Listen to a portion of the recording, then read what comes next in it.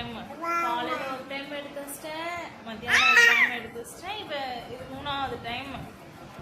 இப்போ இது விளையாட மாட்டான், எடுத்து அங்கங்கே போட்டு வச்சிட்டான். போட்டு வச்சுட்டு அதெல்லாம் எடுத்து விளையாட மாட்டான். இப்போ என்னைய போட்டு அரைச்சிட்டு இருக்காரு சார். இல்லைன்னா அந்த ரூமில் போய் அரிசி பருப்பு அப்புறம் குடத்துல போய் தண்ணிக்குள்ள அதில் போட்டு விளையாடுறது.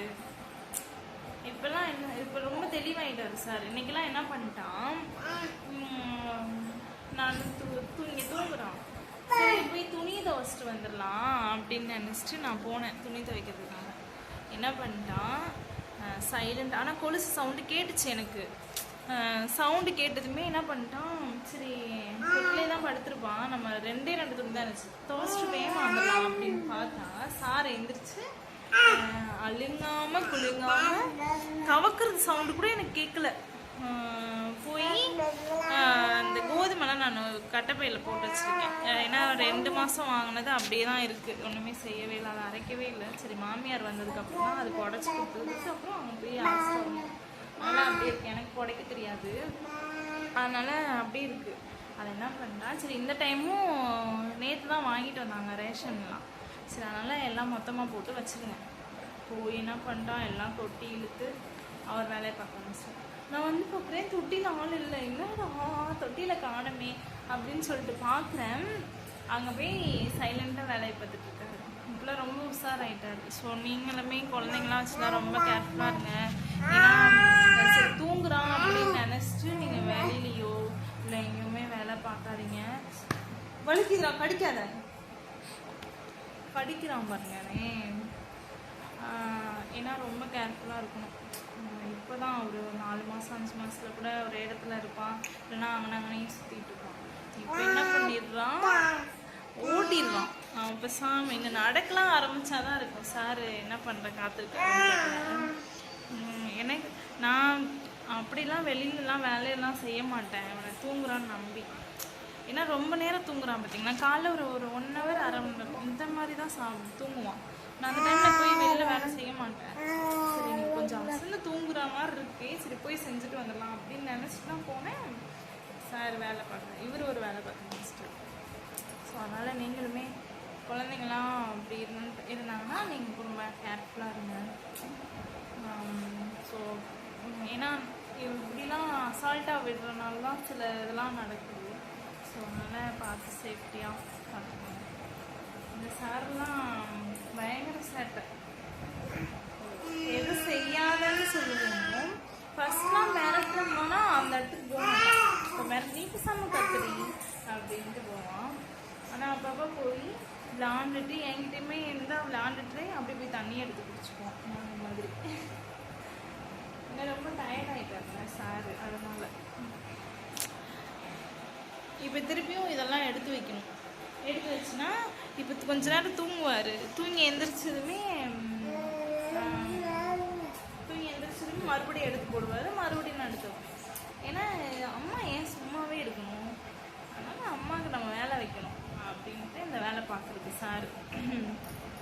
என்ன பண்ணுறது, அப்போல்லாம் அது குழந்தை இல்லாதப்பெல்லாம் ரொம்ப ஃபீல் பண்ணிட்டே இருப்பேன். அப்புறம் எனி டைம் தூங்குவேன். காலைல சாப்பிட்டு 10 மணி 11 மணிக்கு தூங்கினா சாயங்காலம் 3 மணி 4 மணி கூட ஆகிடும். ஒவ்வொரு நாள்லாம் 6 மணி கூட ஆகிடும். அப்படி தூங்குவேன். யாராவது வந்து எழுப்புனா கூட எழுந்திரிக்க மாட்டேன், பயங்கரமாக தூங்குவேன்.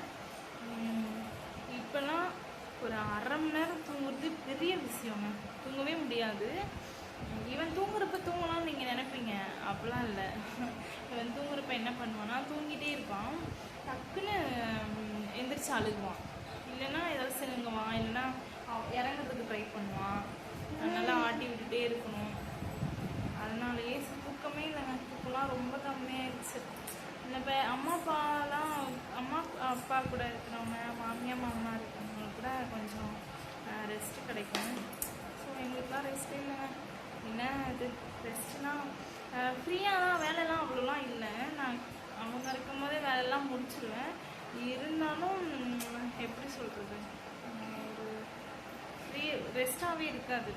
கொஞ்சம் ஒரு 10 நிமிஷம் ரெஸ்ட் எடுப்போம். அதனால இப்போ நாத்தனாலாம் தூக்கிட்டு போவாங்க கொஞ்ச நேரம், அதெல்லாம் சொல்லக்கூடாது. தூக்கிட்டு போவாங்க, பார்த்துப்பாங்க. இருந்தாலும் இதையும் அம்மா வீட்டில் இருந்தால் அது ஒரு தனி ஃபீல். எனக்கு அந்த ஒரு பாக்கியமே கிடைக்கல. அம்மா வீட்டில் இருந்தோன்னா அம்மா இது பண்ணுமா அது பண்ணுமா அப்படின்னு சொல்லி யதார்த்தமாக சொல்லலாம். ஆனால் இங்கேயே சொல்லலாம், இருந்தாலும் சங்கட்டமாக இருக்குல்ல. அம்மா கிட்ட சொல்கிற மாதிரி எல்லாத்துக்குமே சொல்ல முடியாது. அது ஒரு உரிமை, இவன்கிட்டே உரிமையாக எல்லாம் சொல்லலாம். அது ஐயோ டக்குனு நினச்சிடுவாங்களோ அப்படின்ற ஒரு இது இருக்கும். அதுதான், மற்றபடிலாம் இப்போ தூக்கம் வந்துருச்சு சாருக்கு. அதனால இப்போ நீ போட்டு டார்ச்சர் பண்ணிட்டு இருக்கான். இப்போ நானும் இவனையும் கொஞ்சம் நேரம் தூங்க வச்சுட்டு நானும் தூங்கிடுவேன். ஒரு 1/2 மணி நேரம் தூங்கினாலும் போதும்.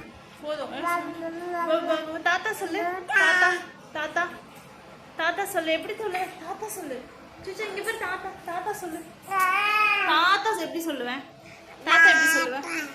தாத்தா.